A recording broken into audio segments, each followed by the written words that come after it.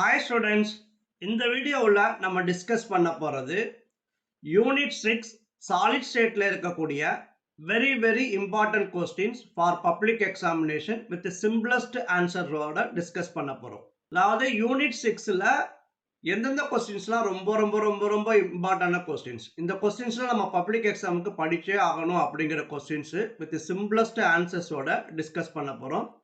ஏற்கனவே part 1 and part 2 வீடியோவில் unit 1 மெட்டலர்ஜிலேருந்து discuss பண்ணியிருக்கிறோம். அதே மாதிரி பார்ட் 2 வீடியோவில் யூனிட் 8 அயானிக் ஈக்லிபிரியத்தில் டிஸ்கஸ் பண்ணியிருக்கிறோம். இது பார்ட் 3 வீடியோவில் யூனிட் 6 சாலிட் ஸ்டேட்டில் இருக்கக்கூடிய வெரி இம்பார்ட்டன்ட் கொஸ்டின்ஸ் தான் டிஸ்கஸ் பண்ண போகிறோம். ஆனால் இதில் கொடுத்துருக்கிறது எல்லாமே ரொம்ப இம்பார்ட்டண்டான கொஸ்டின்ஸ். அதனால் இந்த வீடியோவை ஸ்கிப் பண்ணாமல் லாஸ்ட் வரைக்கும் பாருங்கள், ரொம்ப யூஸ்ஃபுல்லாகவே இருக்கும். வாங்க வீடியோக்குள்ளே போகலாம். First question, differentiate crystalline solids and amorphous solids. ரொம்ப இம்பார்ட்டன்டான கொஸ்டின். crystalline solidsக்கு amorphous solidsக்கு இடையில இருக்கக்கூடிய differentiate என்னன்னு கேட்குறாங்க.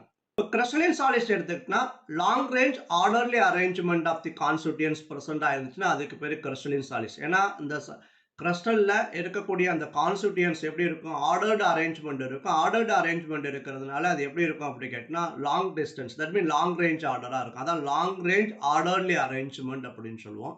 But in case of amorphous solids, short range and random arrangement. இங்க இருக்கக்கூடிய அந்த கான்ஸ்டிட்யூயன்ட்ஸ் பார்த்தீங்கன்னா எப்படி இருக்கும், ரேண்டமாக அரேஞ்ச் ஆயிருக்கும், அங்கங்கே அரேஞ்ச் ஆகிருக்கும். அதனால தான் short range and random arrangement இருந்துச்சுன்னா அதுக்கு பேர் அமார்ஃபஸ் சாலிட்ஸ் அப்படின்னு சொல்லுவோம்.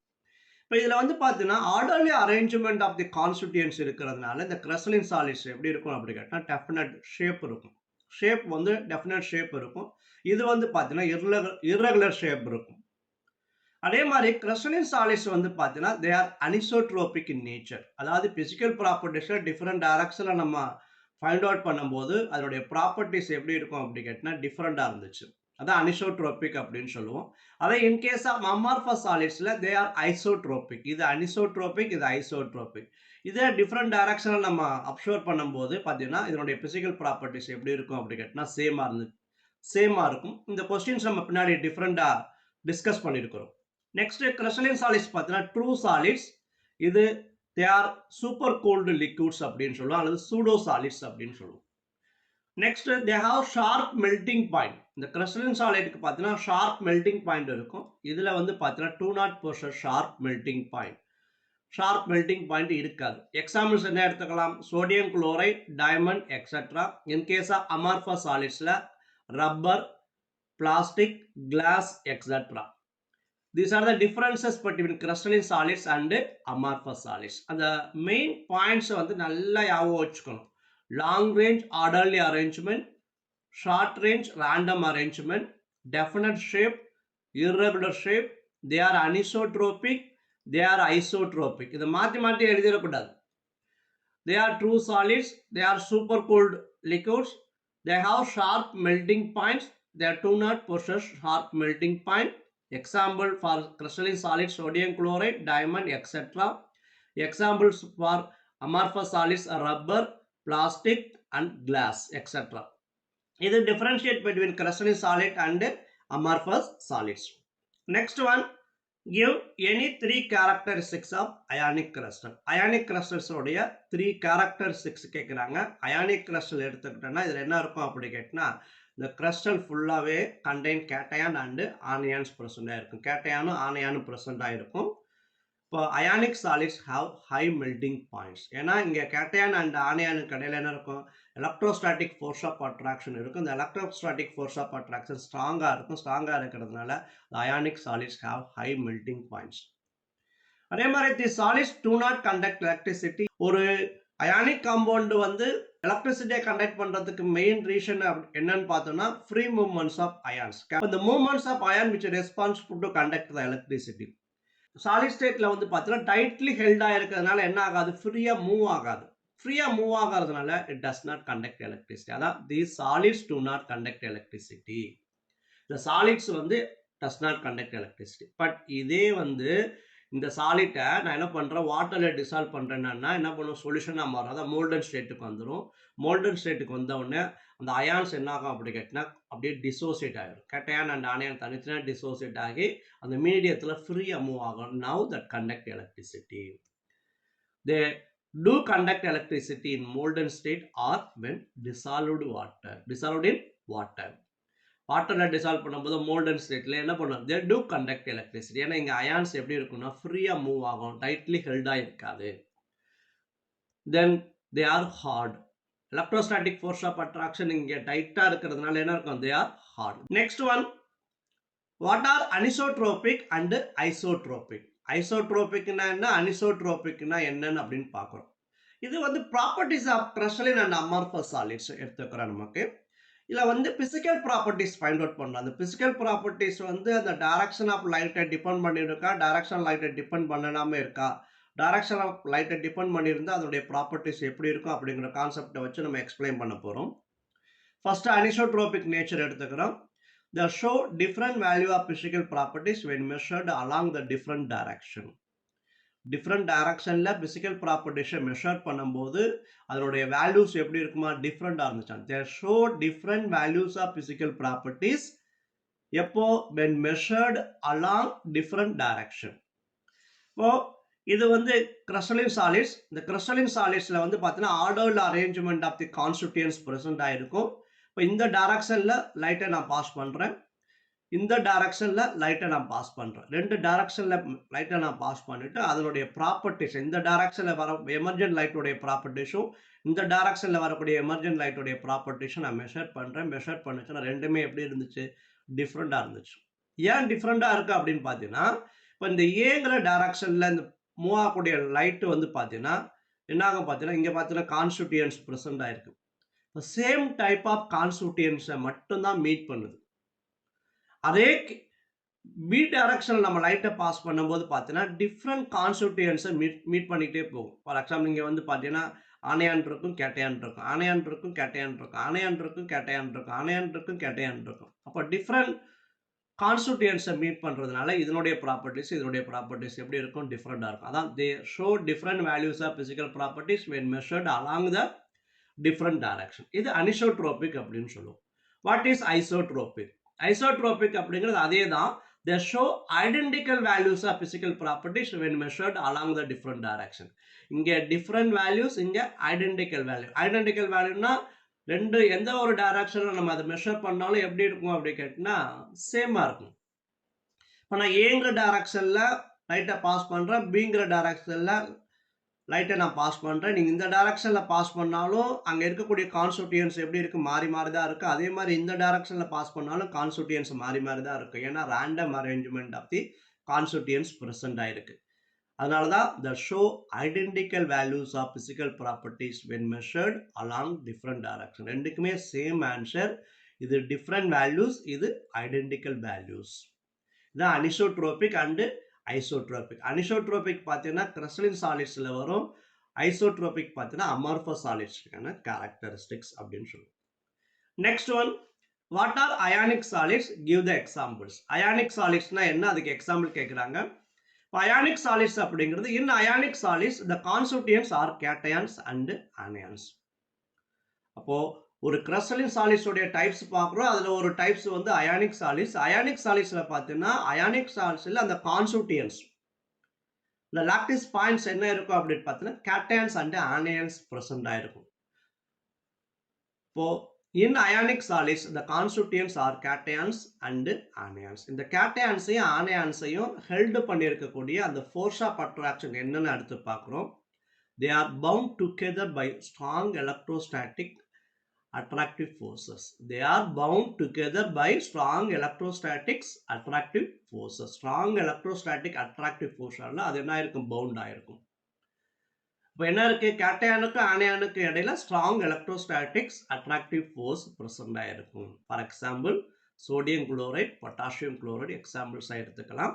இப்போ சோடியம் குளோரைடு அயானிக் கிறிஸ்டல் எடுத்துக்கிறோம். அந்த சோடியம் குளோரைடு அயானிக் கிறிஸ்டல் என்ன இருக்கும் அப்படி கேட்டால் இங்கே Cl- அயான், இங்கே Na+ அயான். இப்போ எல்லாமே பார்த்தீங்கன்னா என்ன இருக்கும் அப்படி கேட்டால் கேட்டையானும் அண்ட் ஆனியானும் இருக்கும். இந்த கேட்டையானுக்கும் இந்த ஆனியானுக்கு இடையில இருக்கக்கூடிய இந்த ஃபோர்ஸ் ஆஃப் அட்ராக்ஷன்ஸ் தான் என்ன சொல்லுவோம்னா ஸ்ட்ராங் எலக்ட்ரோஸ்டாட்டிக் அட்ராக்டிவ் ஃபோர்ஸஸ். இது அயானிக் சாலிட்ஸ் அப்படின்னு சொல்லுவோம். Next, what are covalent solids, give the examples. Covalent solids அப்படிங்கிறது, இன் covalent solids the constituents R atoms. இந்த கான்ஸ்டிடியூயன்ட்ஸ் என்னன்னு நம்ம சொல்லணும். Ionic solids the constituents are cation and anion. In covalent solids the constituents are atoms. ஃபுல்லாவே என்ன இருக்கும் அப்படி கேட்டினா atoms இருக்கும். ஒரு ஆட்டத்துக்கு இன்னொரு ஆட்டத்துக்கு இடையில என்ன இருக்கும் அப்படி கேட்டினா கோவலன்ட் பாண்ட் பிரசன்ட் ஆயிருக்கும். They are bound together by covalent bond. அங்க வந்து பார்த்தீங்கன்னா they are bound together by strong electrostatic attractive forces. இங்க வந்து பார்த்தீங்கன்னா they are bound together by covalent bond. Examples என்ன எடுத்துக்கலாம் அப்படி கேட்டால் ஒரு டைமண்ட் மாலிகூல்ஸ் எடுத்துக்கலாம். டைமண்ட் அப்படி கேட்டால் ஃபுல்லாகவே என்ன இருக்கணும் கார்பன் ஆட்டம். இங்கே ஒரு கார்பன் ஆட்டம், இங்கே ஒரு கார்பன் ஆட்டம், இங்கே ஒரு கார்பன் ஆட்டம், இங்கே ஒரு கார்பன் ஆட்டம், இங்கே ஒரு கார்பன் ஆட்டம். ஒரு கார்பனுக்கு இன்னொரு கார்பனுக்கு இடையில இருக்கக்கூடிய இந்த பாண்ட் வந்து பார்த்தீங்கன்னா என்ன இருக்கும் அப்படி கேட்டினா பியூர்லி கோவலன்ட் பாண்டாக இருக்கும். அப்போ in covalent solids the constituents are atoms. They are bound together by covalent bond. Example diamond, silicon carbide இதெல்லாம் எடுத்துக்கலாம். Next one, what are molecular solids? Give the examples. Molecular solids னா என்னன்னு கேக்குறாங்க. In a molecular solids the constituents are molecules. பாருங்க ஒண்ணொண்ணா ரொம்ப ஈஸியாவே கொடுத்திருக்கோம். In molecular solids the constituents are molecule. In ionic solids the constituents are cation and anion. In covalent solids the constituents are atoms. In molecular solids the constituents are molecules. அப்ப இந்த மாலிகூல்ஸ்க்கு இடையில இருக்கக்கூடிய அந்த force of attraction என்ன இருக்கு அப்படின்னு பார்த்தீங்கன்னா they are held together by weak van der Waals forces. என்ன ஃபோர்ஸ் இருக்கு? Week van der Waals forces இருக்கும். நம்ம ஃபார் எக்ஸாம்பிள் நம்ம வாட்டர் மாலிகூல்ஸ் எடுத்துக்கிறோம். இந்த வாட்டர் மாலிகூல்ஸ்ல இது ஒரு வாட்டர் மாலிகூல், இது ஒரு வாட்டர் மாலிகூல், இது ஒரு வாட்டர் மாலிகூல். இப்போ இந்த வாட்டர் மாலிகூல்ஸ்க்கு இந்த வாட்டர் மாலிகூல்ஸ்க்கு இடையில என்ன இருக்கும் அப்படி கேட்டீங்கன்னா ஹைட்ரஜன் பாண்டிங் பிரசன்ட் ஆயிருக்கும். Hydrogen bonding it is not a bond. This is not a chemical bond, it is a physical force acting between the molecule. அதான் என்ன சொல்லுவோம் அப்படி கேட்டா van der Waals forces அப்படின்னு சொல்லுவோம். அப்ப இது ரெண்டுக்கு இடையில என்ன இருக்கும் அப்படி கேட்டா ஹைட்ரஜன் பாண்டிங் அப்படிங்கிற ஒரு weak physical force ஆக்ட் ஆகுது. அதுதான் ரெண்டையும் என்ன பக்கத்துல வச்சிருக்கும். இப்ப in a molecular solids the constituents are molecule. They are held together by weak van der Waals forces. Examples solid ice, solid carbon dioxide examples எடுத்துக்கலாம். solid ice and solid carbon dioxide. இந்த solid ice க்கும் வாட்டருக்கு இடையில என்ன இருக்கு அப்படி கேட்டினா intramolecular force of attraction இருக்கு. இந்த intramolecular force of attraction break ஆயிடுச்சுன்னா ஐஸ் மெல்ட் ஆகி என்ன மாறிடும் அப்படி கேட்டினா லிக்விடா வாட்டரா மாறிடும். இது what are molecular solids? Give the examples. Next one, what are metallic solids? Give the examples. So in metallic solids the lattice points are occupied by positive metal ions. Lattice points la enna irukku positive metal ions and the cloud of electron pervades the space. Positive metal ions irukku and the positive metal ion uடைய space la enna irukum appadi kettna anganga electrons present irukku. அது சிம்பிளா சொல்லணும்னா electron cloud la இந்த positive metal ions என்ன இருக்கும் அப்படி கேட்டா அங்கங்க பொதிஞ்சு இருக்கும் அப்படின்னு தான் சொல்லணும். In metallic solids, the lattice points are occupied by positive metal ions and a cloud of electrons pervades the spaces. And the spaces la fullaவே occupy பண்ணிருக்கு. இதான் என்ன சொல்லுவோம் metallic solids. Example copper, Fe, zinc, etc.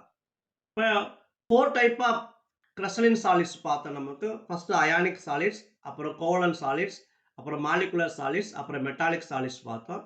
இதுல வந்து சின்ன difference தான் அதுல கொடுக்க போறோம். என்னன்னு பார்த்தோம்னா ஃபார் எக்ஸாம்பிள் இப்போ ionic solids, covalent solids, molecular solids எடுத்துக்கிறோம். இதுல என்னென்ன கான்ஸ்டிட்யூயன்ட்ஸ் இருக்கு ஒன்னொன்னுலையும் அந்த கான்ஸ்டிட்யூயன்ட்ஸ்ல என்ன ஃபோர்ஸ் அட்ராக்ட் ஆயிருக்கு அப்படின்னு சொல்லணும். அதுக்கு எக்ஸாம்பிள் சொல்லணும். அவ்வளவுதான், ரொம்ப சிம்பிள். இப்போ இந்த அயானிக் சாலிட்ஸ்ல இந்த constituents are cations and anions. அதே கோவலன்ட் சாலிட்ஸ்ல பார்த்தா in covalent solids the constituents are atoms. அதே மாலிகுலர் சாலிட்ஸ்ல பார்த்தீங்கன்னா இந்தியா molecular solids the constituents are molecules. Very சிம்பிளா எழுதலாம். வேர்டிங் வந்து ஒரே மாதிரியான வேர்டிங் தான் நம்ம கொடுத்துருக்கிறோம்.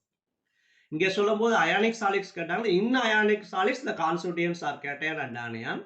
அதே கோவலன்ட் சாலிட்ஸ் கேட்டாங்கன்னா in covalent solids the constituents are atoms. அதே மாலிகுலர் சாலிட்ஸ் கேட்டாங்கன்னா in molecular solids the constituents are molecules.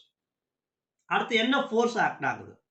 They are bound together by strong electrostatics attractive forces. இங்க வந்து பாத்தீங்கன்னா covalent solidsல they are bound together by covalent bonds. நான் இங்க மாத்தக்கூடிய word வந்து இங்க strong electrostatic attractive force, இங்க covalent bond. மத்த word எல்லாம் சேம்.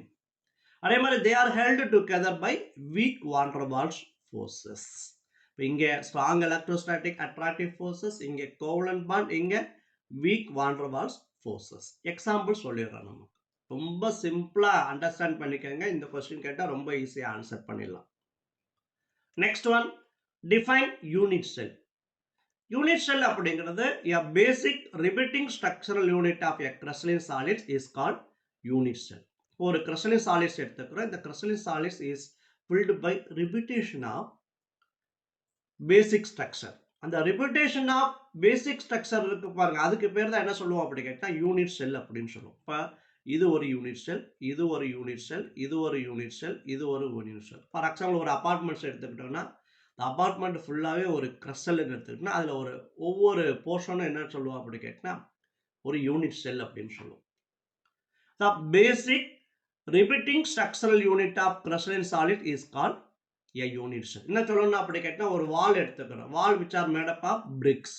இப்போ ஒவ்வொரு பிரிக்ஸ் ஒரு யூனிட் செல். நிறைய பிரிக்ஸ் சேர்ந்ததுதான் ஒரு பிக் வால் உருவாகும். அந்த வால்ல இருக்கக்கூடிய ஒவ்வொரு பிரிக்ஸ் தான் என்ன சொல்லுவாங்க நமக்கு unit cell. that is the basic. அது ரிப்பீட் ஆகி ஒரு crystalline solids ஃபார்ம் பண்ணும் in 3 dimensionல. a basic repeating structural unit of a crystalline solids. மெயினா வேர்டு வந்து a basic repeating structural unit அப்படிங்கிற வேர்டு இம்பார்ட்டன்டா இருக்கும். அதுதான் யூனிட் செல் அப்படின்னு சொல்லுவோம். Next one, classify the following solids. P4 என்ன, பிராஸ் என்ன, டைமண்ட் என்ன, சோடியம் குளோரைடு என்ன, அயோடின் என்ன, என்ன சாலிட்ஸ் சொல்ல போறோம். அதாவது அயானிக் சாலிட்ஸா, மாலிகுலர் சாலிட்ஸா, கோவலன்ட் சாலிட்ஸா, மெட்டாலிக் சாலிட்ஸான்னு சொல்லணும் நம்ம. P4 எடுத்துக்கிறோம். P4 அப்படிங்கிறது என்ன சாலிட்? இந்த ஆட்டத்துக்கு இந்த ஆட்டத்துக்கு இடையில என்ன இருக்கும் அப்படி கேட்டா கோவலன்ட் பாண்ட் பிரசன்ட் ஆயிருக்கும். அதனால இது என்ன சொல்லுவோம், கோவலன்ட் சாலிட்ஸ் அப்படின்னு சொல்லுவோம். நெக்ஸ்ட் பிராஸ் எடுத்துக்கிறோம். பிராஸ் அப்படிங்கிறது யூஸ்வலா என்ன சொல்லுவோம், alloys of copper and zinc.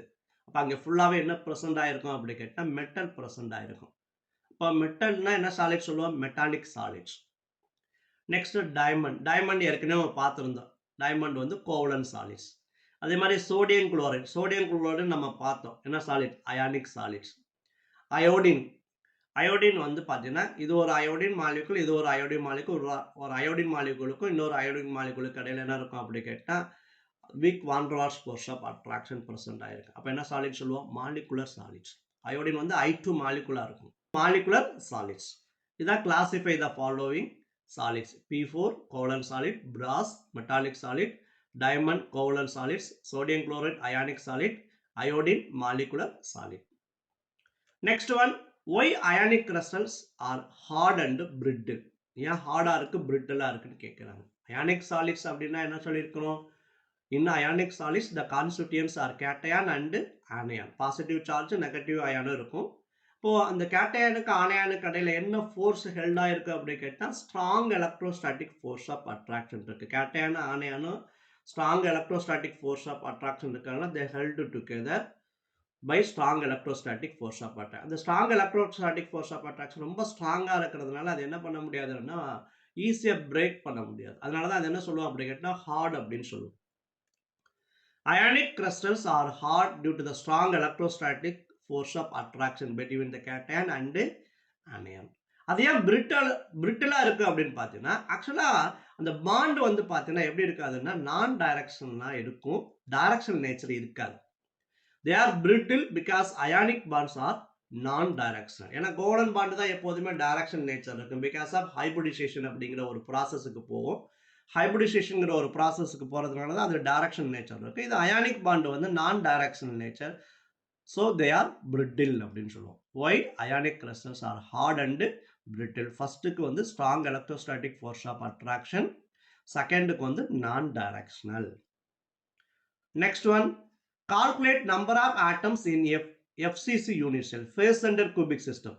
Simple cubic system, phase center cubic system, body center cubic system பார்த்திருக்கோம். அதில் இருக்கக்கூடிய number of atoms கால்குலேட் பண்ண சொல்றாங்க. இது புக் பேக்ல இருக்கக்கூடிய கொஸ்டின் தான்.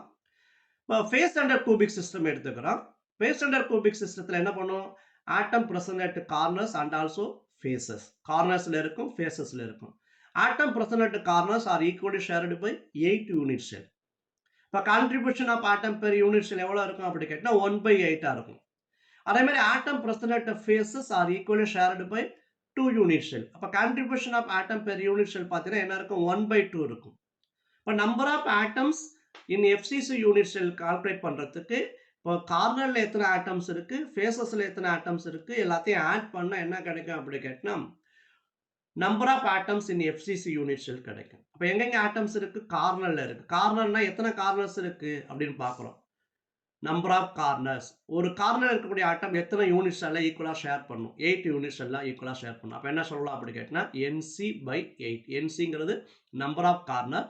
ஒரு கார்னர் இருக்கக்கூடிய ஆட்டத்தில் எத்தனை ஆட்டம் ஈக்குவலாக, எத்தனை யூனிட் செல் ஈக்குவலாக ஷேர் பண்ணும், 8 யூனிட் செல் ஈக்குவலாக ஷேர் பண்ணும். ப்ளஸ் அப்புறம் எங்கே இருக்குது ஃபேஸஸ், நம்பர் ஆஃப் ஃபேஸஸ். ஒரு ஃபேஸில் இருக்கக்கூடிய ஆட்டம் எத்தனை யூனிட்ஸ் எல்லாம் ஈக்குவலாக ஷேர் பண்ண முடியும், 2. அப்போ NF/2. அப்போ எத்தனை கார்னர்ஸ் இருக்குது டோட்டலாக, 1 2 3 4 5 6 7 8 கார்னர்ஸ் இருக்குது. அப்போ 8/8.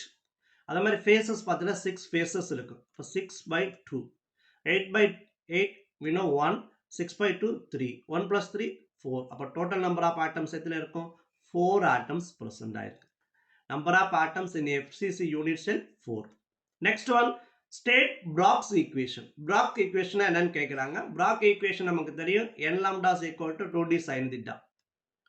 இப்போ n lambda is equal to 2d sin theta. இதில் என்னன்னா என்ன, லாம்டானா என்ன, dனா என்ன, தீட்டானா என்னன்னு சொல்லணும். அவ்வளோதான், சிம்பிளாக எழுதி முடிச்சா கூட போதும் நமக்கு. இப்போ என்னன்னா அப்படிங்கிறது ஆர்டர் ஆஃப் ரிஃப்ளெக்ஷன். லாம்டா அப்படிங்கிறது என்ன சொல்லுவோம் அப்படி கேட்டால் wavelength of X-ray. D அப்படிங்கிறது distance, that mean interplanar distance in crystal. ஒரு கிறிஸ்டலுக்கு இன்னொரு கிறிஸ்டலுக்கும் இடையில இருக்கக்கூடிய, அதாவது ஒரு கிறிஸ்டல்ல ஒரு பிளானருக்கு இன்னொரு பிளானருக்கு இடையில இருக்கக்கூடிய டிஸ்டன்சஸ், அதான் இன்டர்பிளானட் டிஸ்டன்ஸ் இன் கிறிஸ்டல். தீட்டா அப்படிங்கிறது ஆங்கிள் ஆஃப் ரிஃப்ளெக்ஷன். இது ஆர்டர் ஆஃப் ரிஃப்ளெக்ஷன், இது ஆங்கிள் ஆஃப் ரிஃப்ளெக்ஷன். இதுதான் ப்ராக்ஸ் ஈக்குவேஷன். ரொம்ப ஈஸியானது, இது ரொம்ப ரொம்ப முக்கியமானது, அழகா படிச்சுக்கணும். Next one, what are point defects. Point டிஃபெக்ட்ஸ்னா என்னன்னு கேட்குறாங்க. பாயிண்ட் டிஃபெக்ட் அப்படிங்கிறது if the deviation occur due to the missing of atoms, displaced atoms or extra atoms. If the deviation occurs due to missing atom, displaced atoms or extra atoms. அதாவது ஒரு கிறிஸ்டல்ல ஆட்டம் miss ஆயிருக்கணும், இல்லைன்னா displays ஆயிருக்கணும், இல்லைன்னா extra atoms இருக்கணும். இதுக்கு பேர் தான் என்ன சொல்லுவோம் அப்படி கேட்டினா பாயிண்ட் டிஃபெக்ட்ஸ் அப்படின்னு சொல்லுவோம்.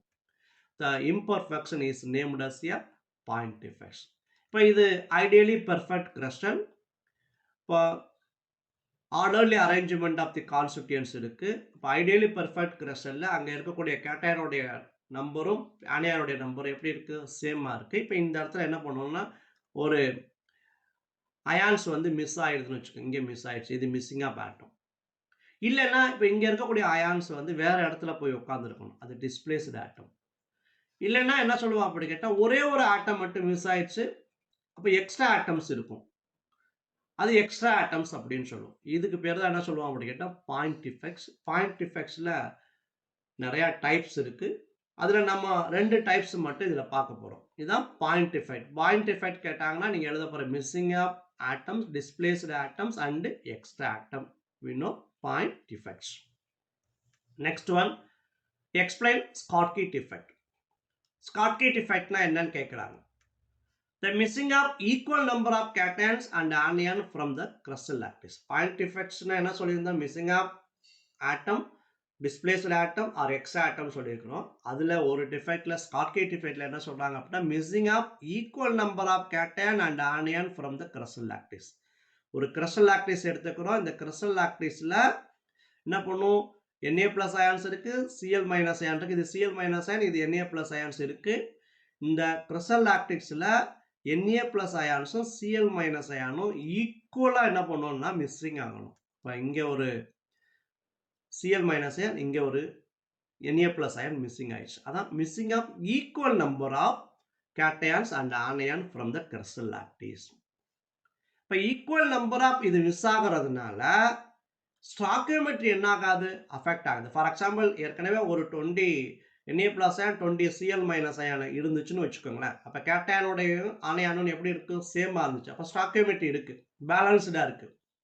இப்போ இதுல இருந்து நான் ஒரு Na பிளஸும் ஒரு Cl மைனஸும் போயிடுச்சு. ரிமைனிங் என்ன இருக்கு, 19 Na பிளஸ் 19 Cl மைனஸ் இருக்கு. இப்போ ஸ்டாக்கியோமெட்ரி தான் மெயின்டைன் ஆகுது, சேம் நம்பர் தான் இருக்கு நமக்கு. அப்போ இங்க missing of equal number of cation and anion இருக்கிறதுனால this effect does not change the stoichiometry of the crystal. stoichiometry என்ன பண்ணாது அப்படி கேட்டா அஃபெக்ட் பண்ணாது.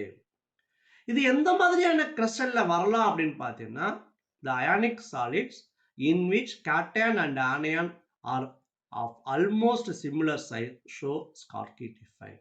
அதாவது இங்க இருக்கக்கூடிய கேட்டையான் அண்ட் ஆனையானுடைய சைஸ் வந்து பார்த்தீங்கன்னா ஆல்மோஸ்ட் எப்படி இருக்கணும், சிமிலரா இருக்கணும். ஆல்மோஸ்ட் சேமா இருந்துச்சுன்னா இந்த டைப் ஆஃப் டிஃபெக்ட்ஸ் வந்து வர்றதுக்கான சான்சஸ் இருக்கு. எக்ஸாம்பிள் என்ன எடுத்துக்கலாம்னா சோடியம் குளோரைடு எடுத்துக்கலாம்.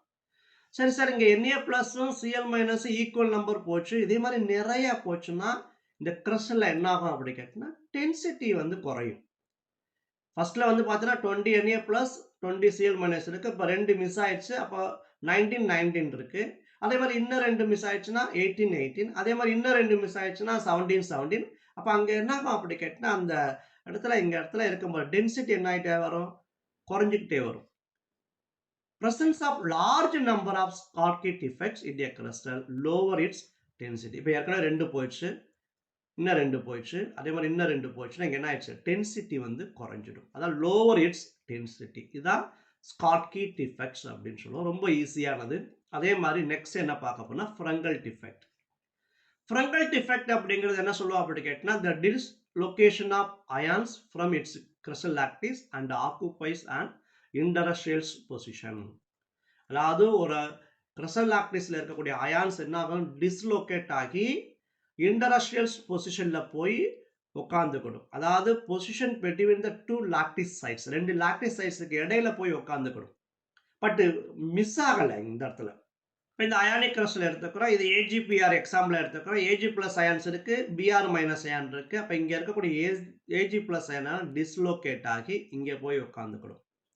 அதே மாதிரி இங்க இருக்கக்கூடிய Ag பிளஸ் அயான் டிஸ்லோகேட் ஆகி இங்கே போய் உட்காந்துக்கணும். இப்போ 2 லாக்டிஸ் பாயிண்ட்டுக்கு இடையில போய் உட்காந்து, அதுதான் என்ன சொல்லுவோம் அப்படி கேட்டா இன்டர்ஸ்ட்ரியல் position, the position between the two lattice sites.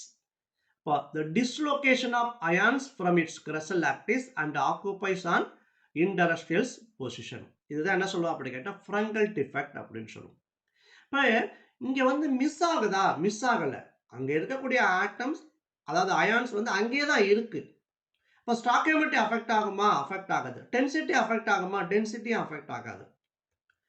For this defect shown by ionic solids in which cation and anion differ in size. அங்க வந்து பார்த்தீங்கன்னா கேட்டையானோட சைஸ் ஆனையானோட சைஸ் ஆல்மோஸ்ட் சிமிலரா இருக்கும். இங்க வந்து பார்த்தீங்கன்னா cation and anion differ in size. அதாவது ஆனையானோட சைஸ் வந்து கேட்டையானோட சைஸை விட கொஞ்சம் அதிகமா இருக்கும்.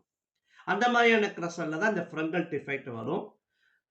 This defect does not affect the density of the crystal. ஏன்னா இது டிஸ்லோகேட் ஆகி ஏதோ ஒரு இடத்துல தான் போய் உட்காருது. அந்த நம்பர்ஸ் அப்படியே தான் இருக்கு, குறையவே இல்லை. அப்போ does not affect the density. This defect does not affect the density of the crystal. Example silver bromide எடுத்துக்கோ, ரொம்ப ஈஸியா எழுதணும். Explain Schottky and Frenkel effects அப்படின்னு கேட்டாங்கன்னா இதான் நம்ம ஆன்சர் எழுதணும். Next one, write short note on metal excess and metal deficiency defect with an example. metal excess defect and metal deficiency defect example ஓட explain பண்ண சொல்றாங்க. ஃபர்ஸ்ட் metal excess defect எடுத்துக்கிறேன். metal excess defectனா இந்த இடத்துல என்ன இருக்கணும், metal அதிகமா இருக்கணும். மெட்டல்ங்கிறது என்ன charge, positive charge. Positive charge அதிகமா இருக்கணும், அதான் இந்த இடத்துல concept. Metal excess defect arises due to the presence of more number of metal ion as compared to anion. anion compare பண்ணும்போது மெட்டல் அயானோடைய நம்பர்ஸ் வந்து அதிகமா இருக்கணும். அப்போ this metal excess defect is arises due to the presence of more number of metal ion as compared to anion. ரொம்ப நல்லா understand பண்ணுங்க. Metal ions வந்து அதிகமா இருக்கணும். எதை கம்பேர், மெட்டல்னா பாசிட்டிவ் சார்ஜ். அப்போ ஆனையான கம்பேர் பண்ணும்போது மெட்டல் அயான் அதிகமா இருக்கணும். The presence of more number of metal ion as compared to anion. Example என்ன எடுத்துக்கலாம் அப்படி கேட்டா sodium chloride, potassium chloride. Next metal deficiency defect. Metal கம்மியா இருக்கணும். அப்போ எது அதிகமா இருக்கணும், ஆனையான் அதிகமா இருக்கணும். Metal deficiency defect arises due to the presence of less number of cation than the anion. அங்க வந்து பார்த்தீங்கன்னா more number of cation, அதான் more metal ion சொல்லியிருந்தோம். இங்க வந்து பார்த்தீங்கன்னா less number of cation than the anion. Anion-ஓட cation வந்து கம்மியா இருக்கணும். எது அதிகமா இருக்கணும்? anion அதிகமா இருக்கணும். For example, this defect observed in crystal in which the cation have variable oxidation state. Variable oxidation state இருக்கக்கூடிய transition elementsல தான் இந்த மாதிரியான டிஃபெக்ட் வரும். ஏன்னா இப்போ இந்த இடத்துல இருக்கக்கூடிய ஒரு மெட்டல் போயிடுச்சு அப்படி கேட்டினா இந்த நியர்பை இருக்கக்கூடிய மெட்டல் என்ன பண்ணும் அப்படி கேட்டால் யூஸ்வல் ஆக்சிடேஷன் ஸ்டேட்டோட ஹையர் ஆக்சிடேஷன் ஸ்டேட்டுக்கு மாறிடும். ஏன்னா in order to maintain the stoichiometry, அதாவது என்ன சொல்லுவோம், நியூட்ராலிட்டி மெயின்டைன் பண்ணுறதுக்கு அங்கே என்ன பண்ணும், சார்ஜ் இன்க்ரீஸ் ஆகிடும். ஆக்சுவலாக எஃப்இ என்ன இருக்கும், 2+ அயான்ஸாக இருக்கும். இப்போ இந்த எஃப்இ ஒன்று லூஸ் ஆயிடுச்சு, மிஸ் ஆயிடுச்சு அப்படி கேட்டால் நியர்பை இருக்கக்கூடிய இந்த எஃப்இ 2+ எஃப்இ 3+ மாறிடும். அதே மாதிரி இந்த Fe2+ Fe3+ மாறிடும். அப்போ ரெண்டு வேலன்சி பேலன்ஸ்ட் ஆயிடுச்சு. இப்போ metal deficiency defect arises due to the presence of less number of cation than the anions. Example FeO. இது மெட்டல் டிஃபிஷியன்சி டிஃபெக்ட்ஸ் அப்படின்னு சொல்லுவோம். ரொம்ப ஈஸியானது. Next one, what is mean by the term coordination number? Coordination numberனா என்ன? What is the coordination number of atoms in BCC structure? இப்போ coordination நம்பர்னா என்ன? ஒரு ஆட்டத்தை சுற்றி எத்தனை ஆட்டம்ஸ் இருக்கு, த நம்பர் ஆஃப் நெய்பர்ஸ் அப்படின்னு சொல்லுவோம். The neighbouring atom surrounded by each atom is called coordination number. ஒவ்வொரு ஆட்டத்தை சுற்றியும் பக்கத்தில் இருக்கிற ஆட்டம் எத்தனை சரௌண்டட் ஆயிருக்கு அப்படிங்கிறத கோஆர்டினேஷன் நம்பர். இப்போ neighbouring atom surrounded by each atom is called coordination number. For example body centre cubic system எடுத்துக்கிறோம். இந்த பாடி சென்டர் கியூபிக் சிஸ்டத்தில் atom present corners and also body. இப்போ இந்த பாடியில் இருக்கக்கூடிய இந்த ஒரு ஆட்டம் வந்து பார்த்தீங்கன்னா எத்தனை நெய்பர் ஆட்டத்தில் சரௌண்டடாக இருக்குது, இது ஒரு ஆட்டம் சரௌண்டடாக இருக்கும், இது ஒரு ஆட்டம், இது ஒரு ஆட்டம், இது ஒரு ஆட்டம், அதே மாதிரி இது ஒன்று, இது ஒன்று, இது ஒன்று, இது ஒன்று, எத்தனை ஆட்டம்ஸ் இருக்குது? 8 ஆட்டம்ஸ் இருக்குது. Now what is coordination number? 8. BCSல வந்து பார்த்தீங்கன்னா என்ன வரும்? 8. In body centre each atom is surrounded by 8 nearest neighbours and coordination number is 8. நீங்கள் கோஆர்டினேஷன் நம்பர் 8ன்னு சொன்னாவே போதுமானது. What is the coordination number of atoms in a BCC structure கேட்குறாங்க. அதான் number of neighbour that surrounded. இதான் coordination number. So coordination number கேட்டாங்கன்னா நான் 5th லெசனில் ஒரு ஆன்சர் படிச்சிருப்பேன், அதை எழுதலாமா அப்படின்னா எழுதலாம், தட் இஸ் நோ ப்ராப்ளம். அது என்ன சொல்லுவாங்க நமக்கு? Number of ligand donor atom that bound to the center metal atom, இல்லனா number of bond formed between the center metal atom and ligands. அங்க எழுதும்போது ரொம்ப கரெக்டா எழுதணும். நம்பர் ஆஃப் லிகான் சொல்லிடக்கூடாது, நம்பர் ஆஃப் லிகான் டோனார் ஆட்டம் சொல்லணும் அந்த இடத்துல சொல்லும்போது. இல்லை நீங்க இது எழுதினா கூட இது எழுதிடலாம். டிஃபைன் கோஆர்டினேஷன் நம்பர் கேட்டாங்க, நீங்க எந்த ஆன்சர் வேணா எழுதலாம். Define coordination number in term of coordination compound கேட்டாங்கன்னா அதை எழுதணும் கம்பல்சரி. இதில் வந்து பார்த்தீங்கன்னா ரொம்ப ரொம்ப ரொம்ப ரொம்ப ஈஸியஸ்ட் கொஸ்டின்ஸ் கொடுத்துருக்குறோம். அதனால் எந்த கொஸ்டின்ஸையும் மிஸ் பண்ணாமல் படிங்க. சார் இதில் நான் முக்கியமான கொஸ்டின்ஸ் படிக்கவா அப்படிலாம் படிக்காங்க. இது எல்லாமே நம்ம கொடுத்துருக்கிறது எல்லாமே முக்கியமான கொஸ்டின்ஸ். நிறையா கொஸ்டின்ஸ்லாம் நம்ம ரொம்ப முக்கியமான கொஸ்டின்ஸ் கொடுத்துருக்குறோம். இந்த முக்கியமான கொஸ்டின்ஸில் நீங்கள் முக்கியமான கொஸ்டின்ஸ்னு எடுத்து படிக்காதீங்க, அதில் ரொம்ப மிஸ் ஆகிடும். அதனால் இந்த கொஸ்டின்ஸ் எதுவுமே மிஸ் பண்ணாமல் நல்லா படிங்க, ரொம்ப யூஸ்ஃபுல்லாகவே இருக்கும். இதில் நிறையா கொஸ்டின்ஸுக்கு ஆன்சர் எக்ஸ்பிளைன் பண்ணும்போது டயக்ராமோட எக்ஸ்ப்ளனேஷன் கொடுத்துருப்போம். அப்போ எல்லா கொஸ்டின்ஸுக்கும் நம்ம டயக்ராம் போடணுமா அப்படின்னு கேட்டிங்கன்னா டயக்ராம் போட வேண்டிய அவசியம் கிடையாது. ஒரு அண்டர்ஸ்டாண்டிங் பர்பஸ்க்காக தான் இங்கே டயக்ராம் நம்ம கொடுத்துருக்குறோம்.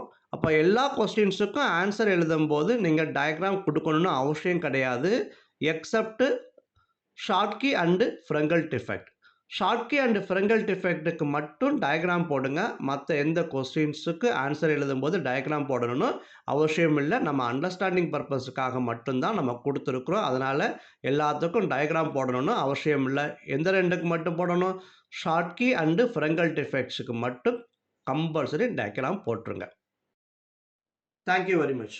இந்த வீடியோ உங்களுக்கு பிடிச்சிருந்துச்சுன்னா லைக் பண்ணுங்கள், ஷேர் பண்ணுங்கள், கூடவே சப்ஸ்கிரைப் பண்ண மறக்காதீங்க. அப்போ தான் நான் போடக்கூடிய வீடியோ வந்து உங்களுக்கு இன்ஸ்டண்ட்டாக வந்து சேரும். Thank you very much.